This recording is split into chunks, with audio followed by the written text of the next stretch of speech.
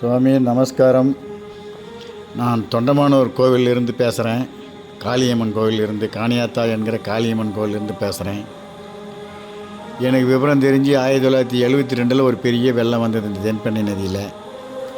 அதுக்கு பிறகு இந்த 2024 வரலாறு காணாத வெள்ளம். இந்த காளியம்மன் கோவில் முழுவதும் வெள்ளத்தால் சிதலமடைஞ்சிடுச்சு. கோவில் சுற்றி இடிஞ்சிடுச்சு. வெளியே இருக்கிற மண்டபம்லாம் இடிஞ்சிருக்குது. அன்னதான கூடலாம் சேதாரம் அடைய இருந்திருக்குது. இந்த வெள்ளம் வடிஞ்ச பிறகு, இந்த மழை வடிஞ்ச பிறகு அந்த கோவிலை ஏதாவது ஒரு சீர் பண்ணி பழையபடி நிலைமைக்கு கொண்டு வரணும் அப்படின்ற ஒரு நிர்வாகம் பேசின்னு இருக்கிறோம்.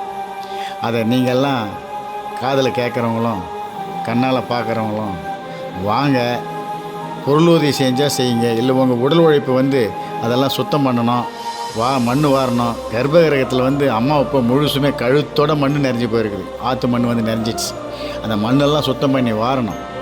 ஒரு 6 மாதத்துக்கு முன்ன அம்மா ஒரு உத்தரவு கொடுத்தாங்க, என் முழு உருவத்தையும் மக்களுக்கு காட்டணும்டான்னு.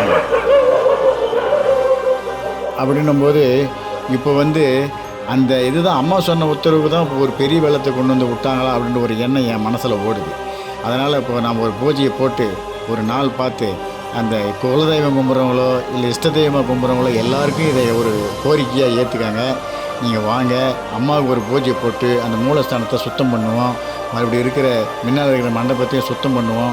பழையபடி கோவிலை புனரமைப்பு செஞ்சு வரணும். எல்லோரும் நீங்கள் ஒரு ஒத்துழைப்பு கொடுங்க, உங்கள் பொருள் உதவியை கொடுங்க, உங்கள் உடல் உழைப்பை கொடுங்க. வாங்க, நாங்கள் எப்போ அப்படின்றத நான் ஒரு நாள் பார்த்து அம்மாக்கிட்ட ஒத்துழைப்பு கேட்டு சொல்கிறேன். எல்லோரும் வாங்க. ரொம்ப சிதலம் அடைஞ்சிருக்குது. துணிமணிலாம் நிறைய நாஸ்தி. அன்னதான கூடத்தில் நிறைய பூட்டே திறக்க முடியல, நிறைய நாஸ்தியாக இருக்குது. இந்த பெயர் பலகையெல்லாம் போட்டு வச்சிருந்தோம், அந்த சுவரெல்லாம் வீந்து போயிருக்குது. எல்லாம் செய்யணும். இந்த வராகி அம்மனுக்கு தை மாதம் சிலை ஒன்று வைக்கணும், ஆரம்பிக்கலாம்னு நினச்சின்னு இருக்கிறேன். அதுக்கும் எல்லோரும் உங்களால் முடிஞ்ச உதவி செய்யுங்க. முதல்ல இந்த மூலஸ்தானத்தை சுத்தம் பண்ணி பூஜைக்கு மறுபடி பூஜைக்கு கொண்டு வரணும். அதுக்கு ஒரு பூஜையை போடணும். இப்போது பூஜையை போட்டு அந்த உள்ள கர்ப்பகிரகத்தில் இருக்கிற மண்ணெல்லாம் வாரி சுத்தம் பண்ணணும். வாங்கம்மா, எல்லோரும் ஒத்துழைப்பு கொடுங்க சாமியில். வாங்க. நன்றி, வணக்கம்.